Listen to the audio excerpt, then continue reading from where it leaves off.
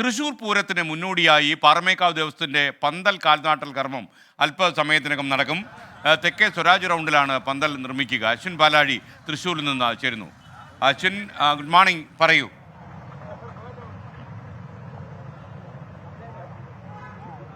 Good morning. Thrissur പൂരത്തിന്റെ ആവേശത്തിന്റെ തുടക്കത്തിലേക്കാണ് പോകുന്നത്. പൂരവുമായി ബന്ധപ്പെട്ട ഏറ്റവും പ്രധാനപ്പെട്ട ചടങ്ങുകൾ ആരംഭിക്കുകയാണ്. എന്റെ ഏറ്റവും തുടക്കത്തിലുള്ള ചടങ്ങാണ് ഈ കാൽനാട്ട് കർമ്മം. ഇത് പാറമേക്കാവ് ദേവസ്വത്തിന്റെ കാൽനാട്ട് കർമ്മമാണ് അല്പസമയത്തിനുള്ളിൽ ഈ സ്വരാജ് റൗണ്ടിന്റെ തെക്കേ ഗോപുര നടയിൽ നടക്കാൻ പോകുന്നത്.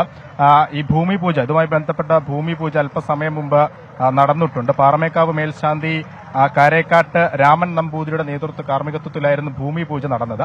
എന്തായാലും അല്പസമയത്തിനുള്ളിൽ തന്നെ ഈ പന്തലിന്റെ കാൽനാട്ട് കർമ്മം ആരംഭിക്കും. നേരത്തെ സൂചിപ്പിച്ചതുപോലെ തൃശൂർ പൂരവുമായി ബന്ധപ്പെട്ട് അതിന്റെ ആവേശത്തിലേക്ക് തൃശൂർ പോകുന്നതിന്റെ ആദ്യ പടിയാണ് ഈ കാൽനാട്ട് കർമ്മം. ഇതിന്റെ ഒരു ചരിത്രത്തിലേക്ക് വന്നാൽ ഈ ഇത്തരത്തിലൊരു പ്രധാനപ്പെട്ട റോഡിന്റെ നടുവിൽ ഒരു കാൽനാട്ട് കർമ്മത്തിനുള്ള അനുമതി അത് വർഷങ്ങൾ മുമ്പേ നേടിയതാണ്. ജനാധിപത്യ രീതിയിലേക്ക് ഈ നാട് നീങ്ങുന്ന കാലത്ത് അതിനുള്ള അനുമതി വാങ്ങിയ ശേഷമാണ് ഈ സ്ഥലം സർക്കാരിലേക്ക് വിട്ടു നൽകിയത് എന്നുള്ള ചരിത്രം കൂടി ഇതിന്റെ പിന്നിലുണ്ട്. കേരളത്തിൽ തന്നെ ഇത്തരത്തിലൊരു പ്രധാന റോഡിന്റെ നടുവിൽ ഇങ്ങനെയൊരു കാൽനാട്ട് കർമ്മം അല്ലെങ്കിൽ ഒരു പന്തൽ ഉയരുന്നത് ഏറ്റവും മറ്റൊരു സ്ഥലത്തും ഇല്ലാത്ത ഒരു ആചാരം കൂടിയാണ്, ഒരു സവിശേഷത കൂടിയാണ് ഇതിന്റെ.